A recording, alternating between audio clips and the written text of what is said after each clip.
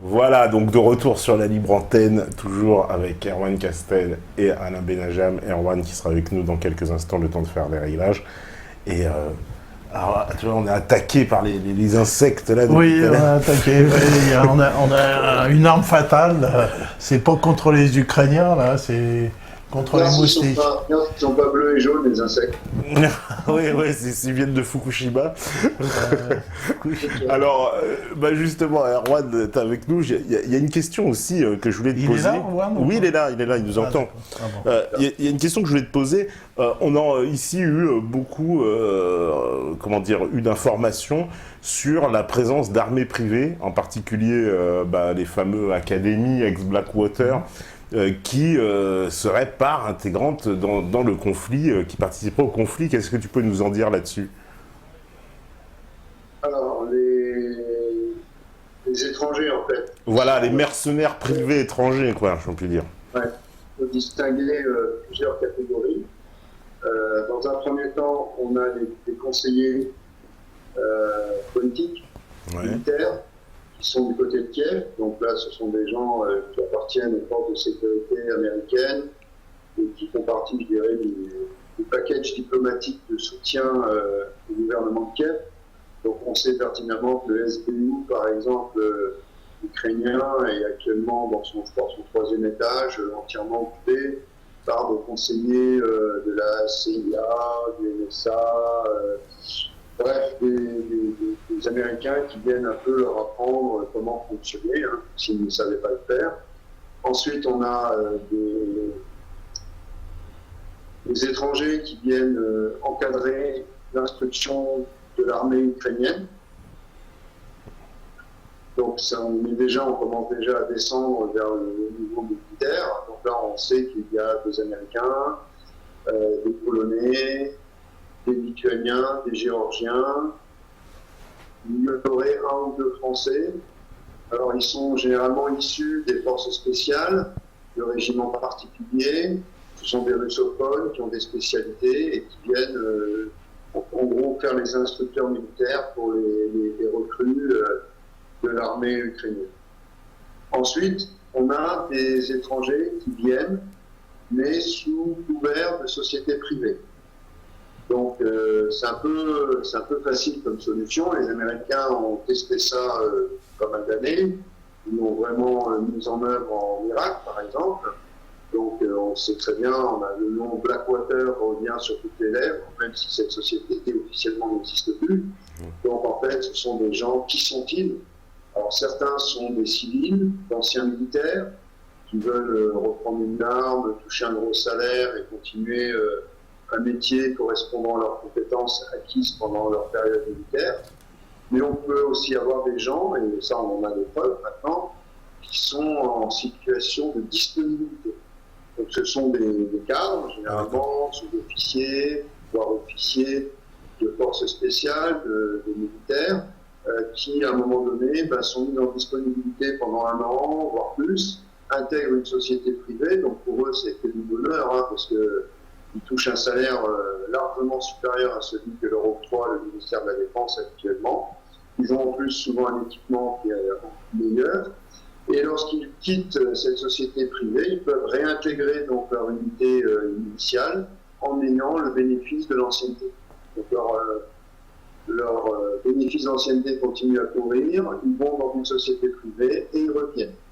Sachant que ces sociétés privées comme Académie, par exemple, sont dirigées par d'anciens cadres de la CIA. Donc on sait très bien quel nom de privé, que le nom finalement et le statut, et qu'elle reste sous contrôle du gouvernement et des services américains en fait. Mais qui les rémunère, ces gens-là? Qui paye cette armée privée? C'est le fonds, les Congrès, ils ont un fonds mais monstrueux, hein, parce que combien ça représente, c'est plus de 100 millions de dollars qui est destiné justement à soutenir. C'est une espèce de caisse noire officielle, hein, avec dont l'usage n'est pas prédéfini. Voilà. Il y a un fonds de roulement qui est une espèce de réserve justement destinée à pourvoir les actions diverses et multiples. Alors c'est dans le domaine des ONG, pour les fameuses révolutions colorées, hein. Il suffit de voir les aides qui ont été données, alors c'est des fois des groupes de 30, 40, 50 personnes, hein, comme comment il s'appelle, Nemtsov, là, celui qui est mort à Moscou, Ouais.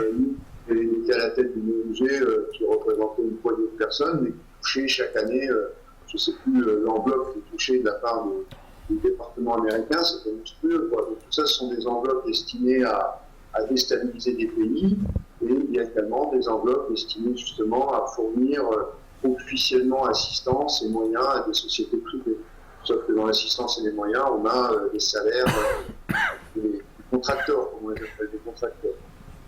Et enfin, je dirais quand même, je tiens à préciser que les derniers étrangers qu'on peut voir au service de Kiev, ce sont des étrangers qui interviennent officiellement sous couvert de l'OSCE. Puisque l'OSCE, il est temps qu'on en parle, hein, c'est une organisation soi-disant pour la sécurité et la coopération En Europe, ouais. Et qui en fait s'avère une bande de collaborateurs éhontés. Lorsqu'il y a un bombardement de l'armée ukrainienne, ils ne sont jamais présents. Ou quand ils sont présents, ils ne désignent pas le coupable du bombardement.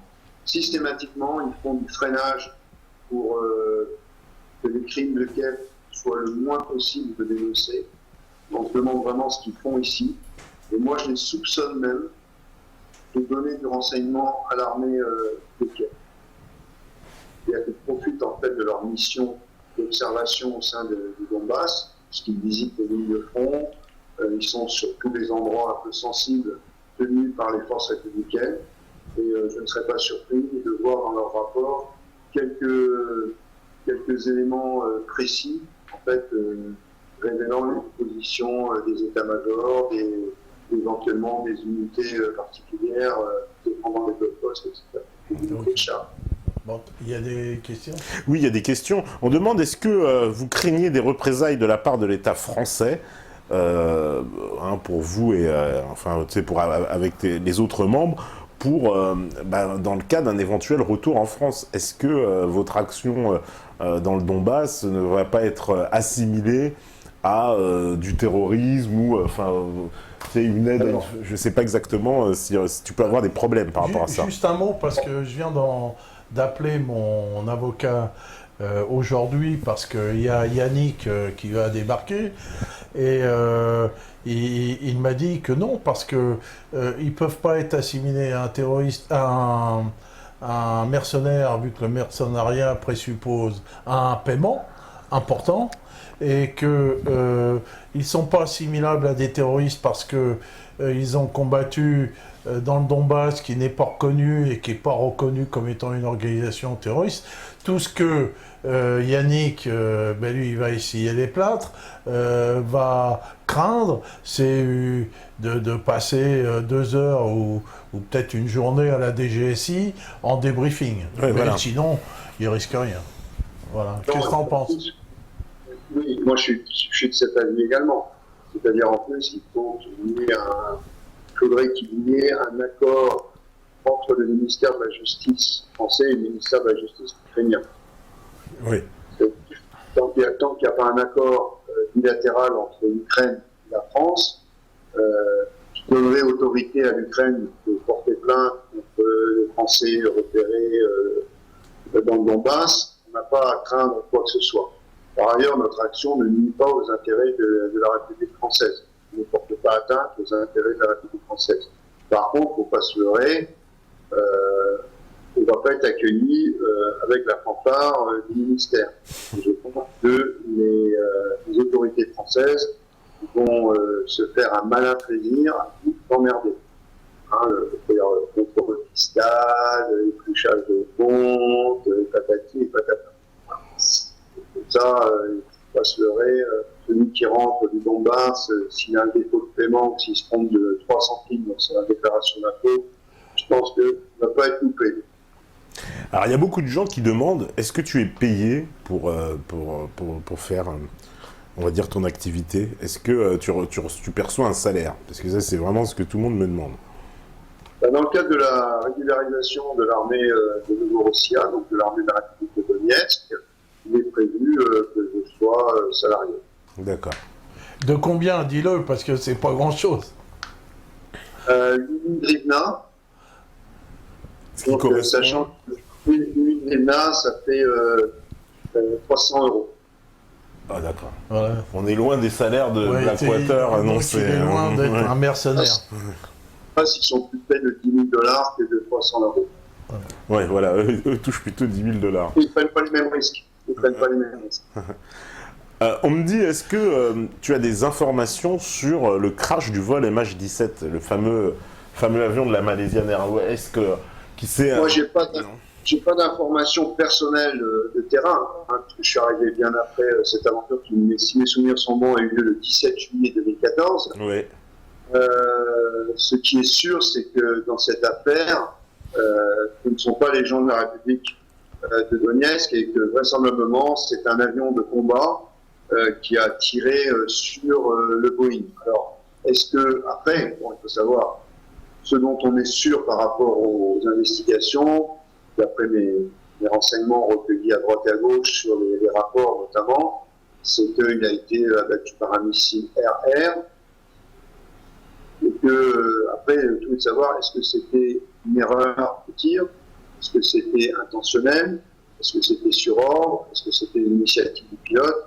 Après, tout ça, ça reste à déterminer.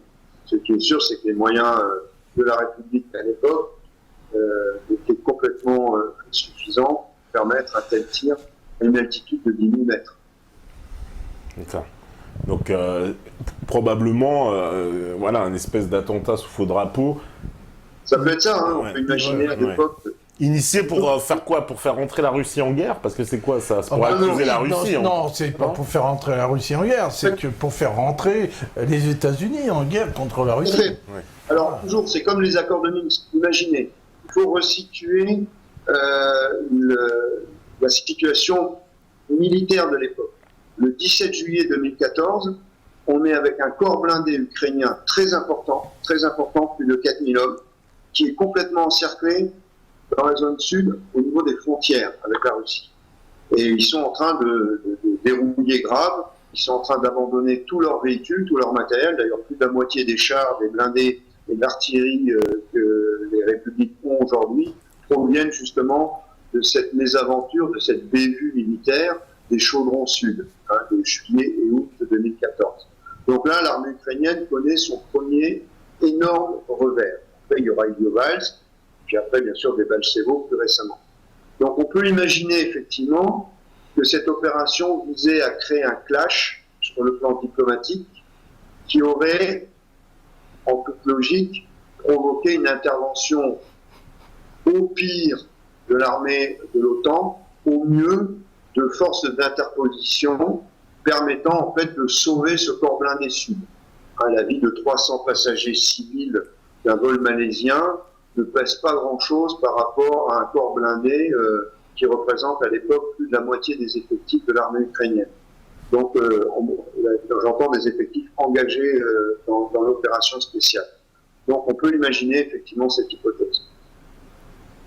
Oui, donc il y avait vraiment, voilà. En fait, à chaque fois, on a l'impression que quand l'armée se retrouve dans une position délicate, ils tentent de négocier, en fait. C'est là qu'ils cherchent une négociation. Ils cherchent une issue, parce que, bon, si ça avait continué, bon, s'il n'y avait pas eu Minsk 1, ils étaient balayés, Minsk 2, c'est pareil. Mais pourquoi la Russie, elle joue ce jeu des accords de Minsk, plutôt que laisser, on va dire justement, Novorossia arriver à la victoire? C'est quoi, c'est pourquoi la Russie ne joue-t-elle pas le jeu de Novorossia à fond La Russie ne joue pas le jeu de Novorossia parce que la Russie aimerait que l'ensemble de l'Ukraine soit neutralisé et ne serve pas de base pour les États-Unis. Je dis bien l'ensemble de l'Ukraine. Et que pour que cet ensemble de l'Ukraine puisse être conservé neutre ou allié à la Russie, il est absolument nécessaire que le Donbass reste dans l'Ukraine. Tu vois ? Il est nécessaire que le Donbass reste dans l'Ukraine. Donc la Russie ne sera jamais pour une séparation du Donbass. Bien sûr. Parce que s'il y a une séparation du Donbass, il va y avoir un statu quo. Voilà. Et l'Ukraine, c'est-à-dire toute la région de Kiev, tout le reste de l'Ukraine, va tomber définitivement dans l'OTAN. Voilà. Donc on va se retrouver avec des bases américaines aux portes de la Russie. Tant que le Donbass restera un foyer brûlant, ça sera une épine dans le pied du gouvernement de Kiev. Et avec cette épine, en fait, la gangrène va gagner le gouvernement de Crète, oui, jeu de mots, hein, révélateur, lapsus lingué révélateur, et donc cette gangrène va faire ce gouvernement qui est un gouvernement fantoche. Je veux dire, Poroshenko, il n'a absolument aucun pouvoir. Je me demande s'il ne téléphone pas à Obama pour savoir de quelle couleur va être le papier toilette dans son bureau. C'est un type qui n'a aucun pouvoir aujourd'hui. Et ce sont les Américains qui dirigent Kiev. C'est une marionnette Poroshenko. Complètement. Mais la preuve, c'est que même pendant le Maïdan, alors que c'est assez invraisemblable qu'on accuse la Russie d'interventionnisme, alors qu'il suffit de regarder la chronologie du Maïdan. Au moment du Maïdan, on voit arriver McCain, on voit arriver Ashton, on voit arriver les Américains, on voit arriver le patron de la CIA, excusez-moi, j'ai oublié son nom, il arrive à Kiev, et le lendemain, l'opération spéciale est déclenchée. Systématiquement, quand les ministres des Affaires étrangères réussissent à négocier avec Yanukovych pour qu'il ouvre son gouvernement aux manifestants et que soient rejouées des élections présidentielles, le lendemain de cette décision, on voit arriver Ashton qui négocie avec l'opposition de durcir sa manifestation, et après on a les tireurs du Maïdan qui tuent plus de 90 personnes. Donc systématiquement, au moment où il y a des négociations qui sont mises en œuvre, on voit les Américains intervenir pour radicaliser les événements. Et aujourd'hui, il y a encore eu une visite de McCain. Il faut savoir que le Congrès américain a voté l'autorisation pour les États-Unis de livrer des armes à l'Ukraine. Ça a été fait pour un budget de 300 millions de dollars, si ma mémoire est exacte, et ça va être mis en œuvre dès le budget 2015. Le lendemain de ce vote du Congrès, qui a été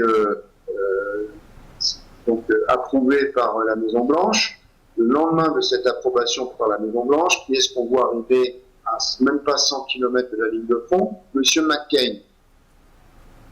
Alors s'il y a des gens qui doutent encore que c'est les États-Unis qui pilotent et qui gouvernent en Ukraine, ils n'ont qu'à simplement regarder les déplacements des députés, des sénateurs chargés du ministère de la Défense ou des hauts dignitaires de la sécurité américaine. Systématiquement, ils sont en Ukraine au moment des décisions importantes. Ok. C'est eux question. Oui, on me demande comment expliquez-vous l'engouement de certains étrangers par rapport aux milices fascistes ukrainiennes comme le régiment Azov? Parce que c'est vrai qu'on a vu qu'il y avait, paraît-il, des Lituaniens, des Polonais, etc., qui se battaient dans les rangs du régiment d'Azov. Oui, eux, ils surfent sur un anticommunisme viscéral, qui est un fait historique, qu'on peut expliquer, qu'on peut justifier. En tout cas, c'est une réalité. Il y a un anticommunisme viscéral, et aussi il y a des foyers du nazisme qui ont perduré dans ces pays-là. Alors, je vais vous donner un exemple. Vous parlez à l'instant de la Lituanie, de l'Estonie. On a un mouvement qui s'appelle les Frères de la Forêt. Les Frères de la Forêt, c'est une résistance qui a lutté dans les forêts lituaniennes et estoniennes jusque dans les années 1960. Ces résistants au communisme étaient issus pour la plupart, en majorité, de divisions de Waffen-SS locales, qui s'étaient échappés en fait, des festoons de la mer Baltique, qui avaient rejoint des forêts et qui avaient constitué des noyaux de résistance face au communisme. D'ailleurs, le KGB avait, je crois, 2 ou 3 divisions qui ont lutté contre ces foyers de résistance, qui étaient à la fin pas très importants au niveau de leurs actions, mais qui étaient toujours présents. Petite anecdote, la CIA, au moment de la guerre froide, préparant au même titre que le reste des forces de l'OTAN, préparant le matin du grand soir contre l'Union soviétique, s'était intéressée à ces foyers nazis. Bien, figurez-vous que ces divisions de Waffen-SS estonienne il y avait eu un retrait, une modification des conclusions de Nuremberg qui jugeait les divisions de Waffen-SS, et quelques années après la fin de la guerre, on avait dit, sauf les divisions estoniennes, lituaniennes, etc. Et il était même prévu que la CIA les pourvoie en armement, justement pour entretenir cette résistance anticommuniste. Dans la région de Lvov, c'est exactement pareil. On a eu des divisions SS qui étaient des divisions, d'ailleurs, petite anecdote, les divisions SS Galicia ukrainiennes n'ont jamais touché une seule croix de fer pendant leur service pendant la Deuxième Guerre mondiale. Pourquoi? Parce que ce n'étaient pas des soldats qui combattaient sur le front, c'était des divisions de basse police qui étaient chargées des répressions et des pogroms à l'arrière du front.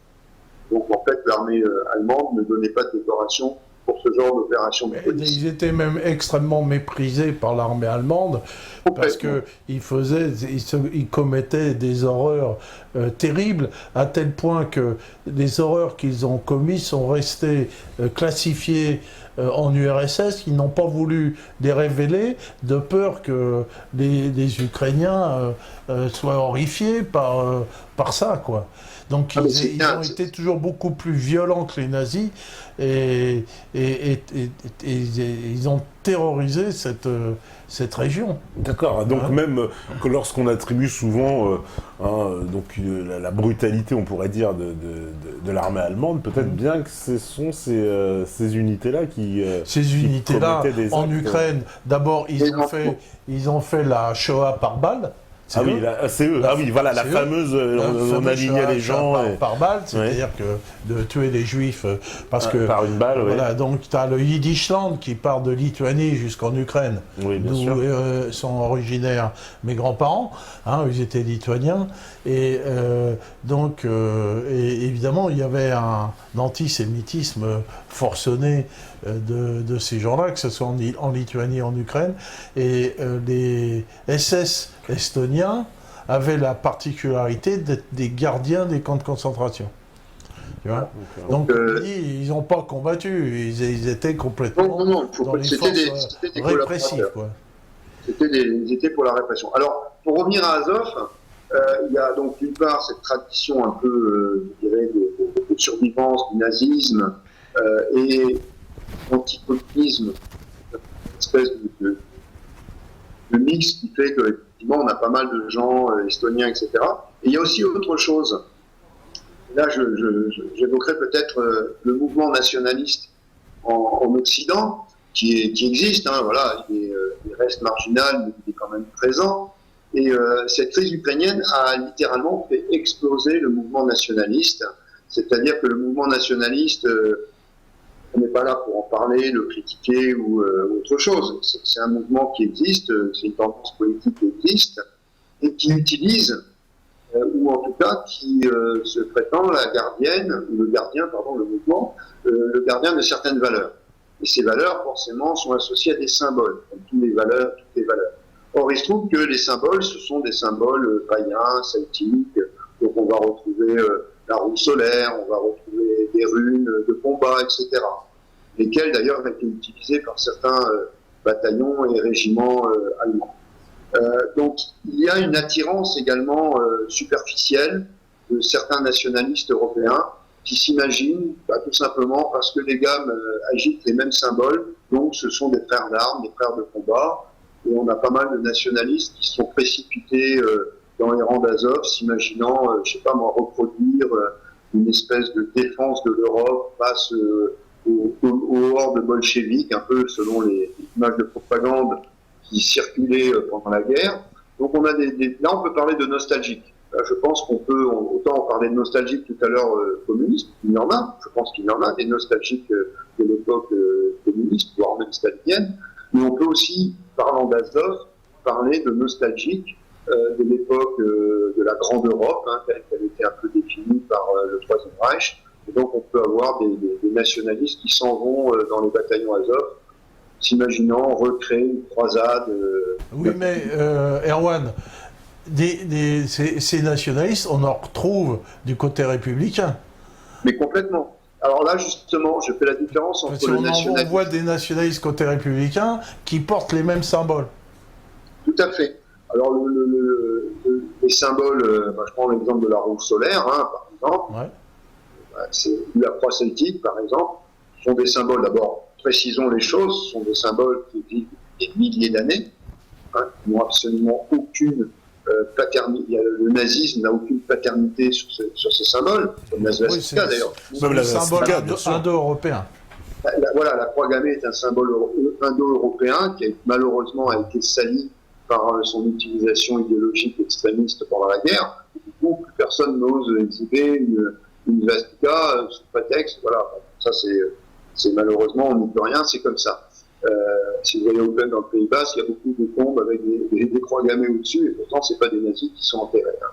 Et je parle pas de l'Inde, où là c'est quasiment un symbole présent dans jusque dans les bazars, les commerces et les épiceries, vous avez des croix gammées sur les devantures des magasins. Donc on est sur des manipulations de symboles et aussi des attractivités que génèrent ces symboles. Alors les nationalistes, du coup, je les divise en deux parties. Il y a ceux que j'appelle, moi, les conservateurs. Les conservateurs, ils vont aller du côté républicain.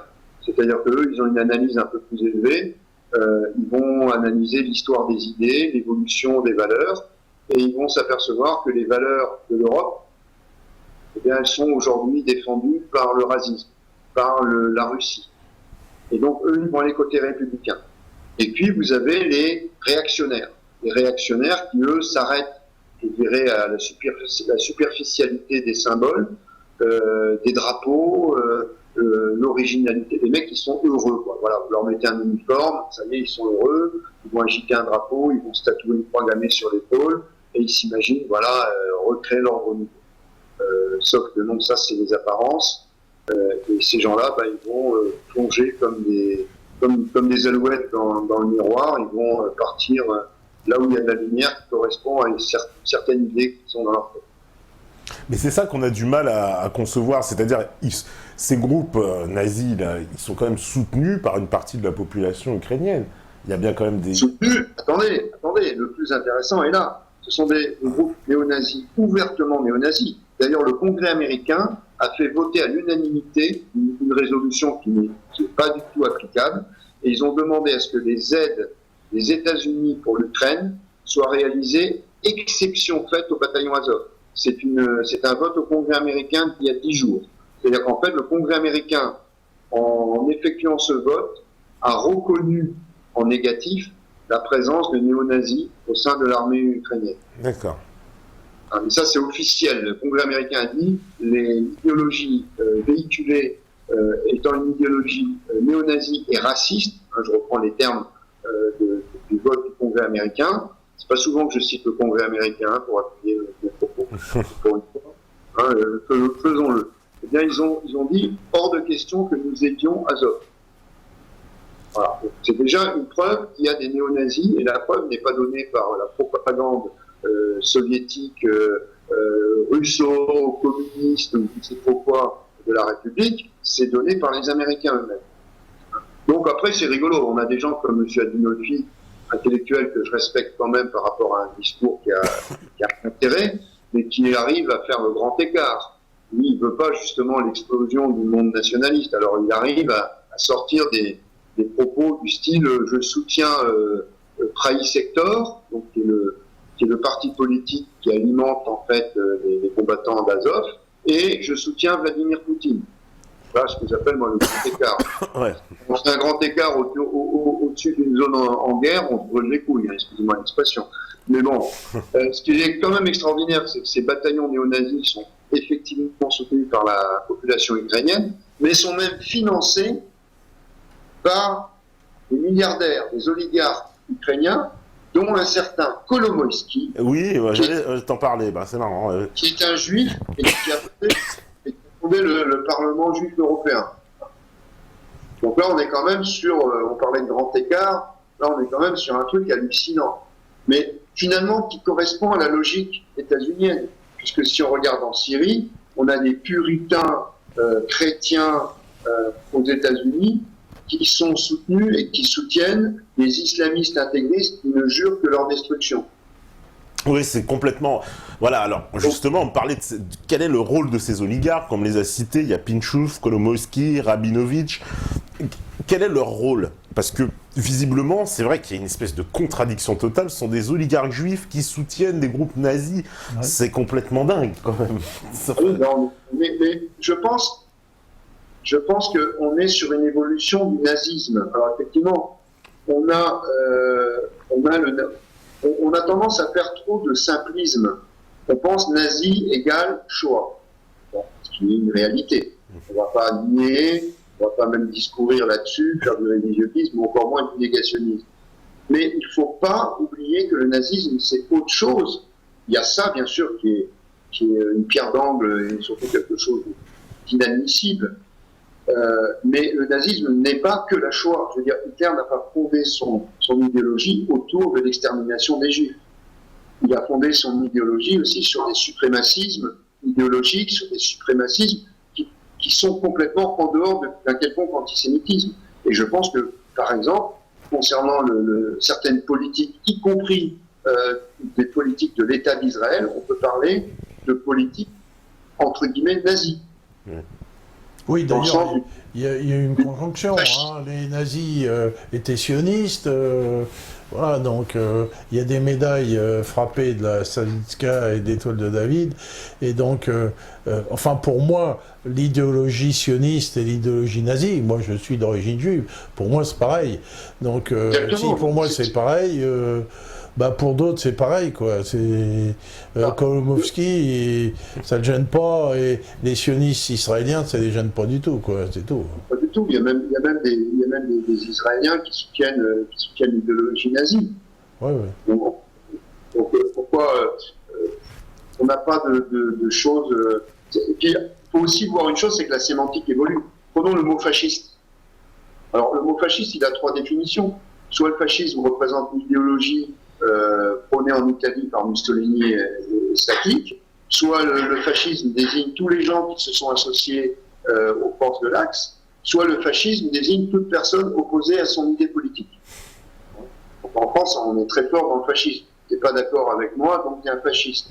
Voilà. Le fascisme connaît différents. Il y a la définition médiatique, il y a la définition. Je t'ai jamais traité de fasciste. Non, ça va. Non, il y a la définition populaire et ensuite il y a la définition idéologique. Pour le mot nazisme, je pense qu'on peut vivre également la même évolution, peut-être les mêmes déclinaisons sémantiques différentes. Il y a même la vision russe du fascisme qui est l'ennemi de la Grande Guerre patriotique, c'est tout. Tout à fait. Les Russes, en fait, ils utilisent le mot fasciste comme nous, on utilise le mot naziste, et ils généralisent. Voilà.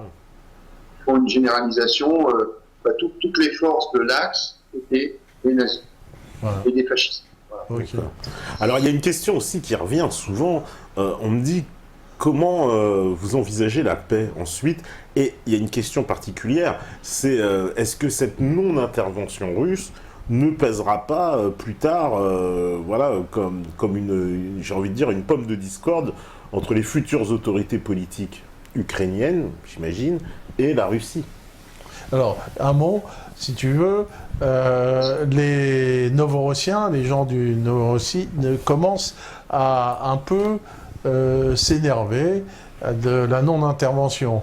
Il y a eu une manifestation, paraît-il, tu peux nous en parler, peut-être Erwan, de gens qui, d'abord, ont réclamé une offensive des forces armées de Novorossiens, en avaient marre des bombardements, et que les Ukrainiens jouent là-dessus. Ils bombardent des civils pour que ces gens-là se retournent contre les Russes. Donc, je sais que d'une part, il y a des gens novorossiens qui commencent à se poser des questions du non-interventionnisme russe, mais également en Russie, puisque j'ai des contacts actuellement avec des Russes sur le pétrole et pas mal de choses, hein, on parle de ça, il y a des Russes qui se posent aussi des questions, ils disent « Ah non, c'est pas normal, pourquoi on les laisse hein ?» Voilà, qu'est-ce que t'en penses, Erwan? Moi, je pense que s'il y avait une intervention russe, le problème serait réglé en une semaine. Hein. Oui. Ah bah oui. Oui, c'est ça. J'avais lu l'intervention russe. Oui. Les moyens de l'armée russe aujourd'hui, avant même que les États-Unis réagissent quand bien même ils voudraient réagir, parce que je ne suis même pas convaincu que les États-Unis soient prêts à une confrontation directe de leurs forces armées avec les armées russes en cas d'intervention. Alors que la Russie, actuellement, sa position, c'est d'attendre que l'Ukraine lui tombe dans la main comme un fruit mûr. Voilà. Et la Russie est dans une position défensive. Voilà. L'Ukraine, elle ne considère pas l'Ukraine comme partie de son territoire national. Donc, elle n'a pas l'intention, ni l'envie, elle en a les moyens, mais elle n'a pas l'intention de faire une intervention en Ukraine. Ouais. Autant la Crimée était une terre russe, a toujours été une terre russe, d'ailleurs même avec la constitution ukrainienne avant le Maïdan, l'armée russe était autorisée, les gens avaient la double nationalité, ça a toujours été une terre russe, ça faisait que depuis 1954 que la Crimée n'était plus en Russie. Hein, donc, sachant qu'en plus entre 54 et 89, 90, elle était en Union soviétique toujours, donc cette séparation n'était pas vraiment vécue concrètement par la population. Donc la Crimée est de toute façon une terre russe, et même les Américains à ce niveau-là, ils ont avalisé, sans le dire bien sûr, de facto. Si vous regardez Google, ça y est, hein, la Crimée, elle est intégrée à la Russie. Hein. Regardez Google Maps, Google, c'est bon, la Crimée, c'est plié.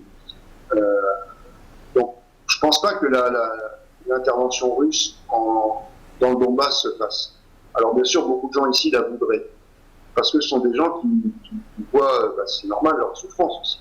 Même moi, parfois, je me dis, mais putain, pourquoi l'aviation russe vient pas clouer toutes ces positions d'artillerie ukrainienne? Ils en auraient pour, une demi-journée. Hein. Ils sont à quelques dizaines de minutes de vol de leurs aérodromes. Ils ont assez de moyens technologiques pour clouer le bec à toute l'artillerie ukrainienne en une demi-journée. Pourquoi ils ne le font pas? Moi, des fois, vous savez, quand vous prenez des tirs sur la gueule, c'est vrai que vous aimeriez bien entendre bondir des Sukhoi 25, des MiG-29 au-dessus de vos têtes. Hein. Mais ça ne se fera pas parce qu'il y a des intérêts géopolitiques. Et on pèse à ceux qui souffrent ici, on ne pèse pas grand-chose par rapport à ces intérêts géopolitiques. Ça, on en a conscience. Maintenant, on sait très bien aussi que par notre résistance, on travaille avec et pour la Russie. Que cette Russie ne nous laissera pas tomber. C'est-à-dire que si demain, imaginons, le Donbass à son front craque, et Donetsk commence à être complètement pilonné par l'artillerie, et que là on a des milliers de morts en quelques jours, il est évident que là, la Russie interviendra. Évidemment. Tant que la situation est acceptable sur le plan des pertes, je pense que la Russie va retenir son bras. Parce qu'il y a eu une question aussi d'information comme quoi des villages justement frontaliers russes ont été bombardés aussi par l'artillerie ukrainienne. Alors, bien sûr, il y a eu des villages bombardés, mais ça c'est le... Alors là, est-ce que c'est volontaire? C'est très difficile. Ouais. C'est très difficile à dire. Pourquoi?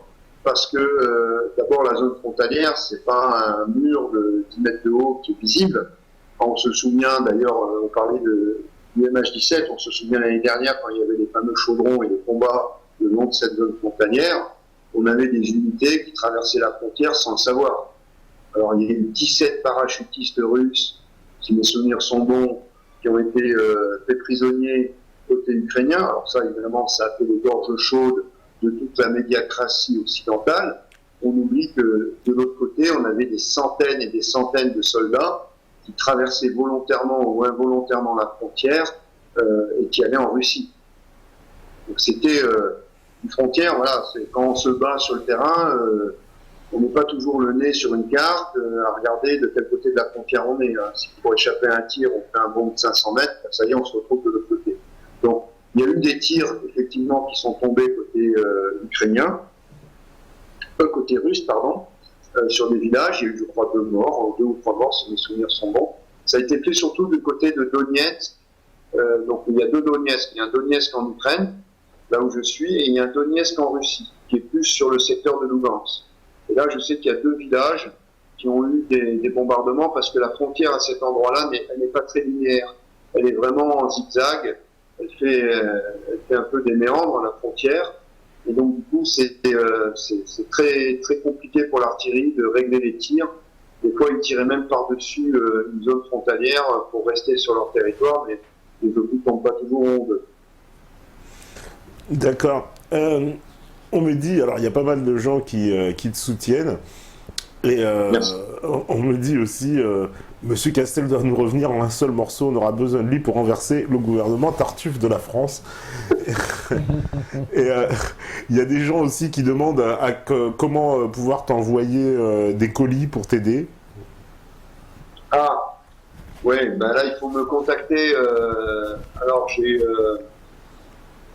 y a un groupe que j'ai monté il y a presque 1 an et demi maintenant, qui s'appelle Soutien à la rébellion du Donbass. C'est un groupe Facebook sur lequel, notamment avec Alain, Svetlana, et de nombreux autres, je ne peux pas tous les nommer parce que de plus en plus de gens participent, sans vouloir me vanter, parce que c'est plus mon groupe aujourd'hui. Si j'en ai été l'initiateur, ce groupe appartient maintenant à une bonne 50aine de personnes qui l'animent quotidiennement. Je pense que c'est un des groupes qui a la plus grosse activité sur le sujet. La moindre publication fait l'objet d'une dizaine de commentaires à chaque fois. Et 10 000 personnes bientôt sur ce groupe. Et donc vous pouvez me contacter en message personnel par cet intermédiaire. D'accord. Je vous donne à ce moment-là d'autres coordonnées et puis des renseignements plus précis. Eh ben le message est passé. Eh ben merci beaucoup Erwan d'avoir participé à l'émission. Merci. Je suis à votre disposition et puis si jamais il y a un événement particulier important, je me permettrai de vous appeler pour. Il faut souligner l'intérêt et l'importance de la communication dans ce domaine et pour contrer la journaloperie habituelle. Habituelle, ouais. C'est clair que sans Internet, on peut pas expliquer ce pourquoi on est là. Donc nous, on essaye modestement ici d'apporter un soutien de l'Occident au peuple du Donbass.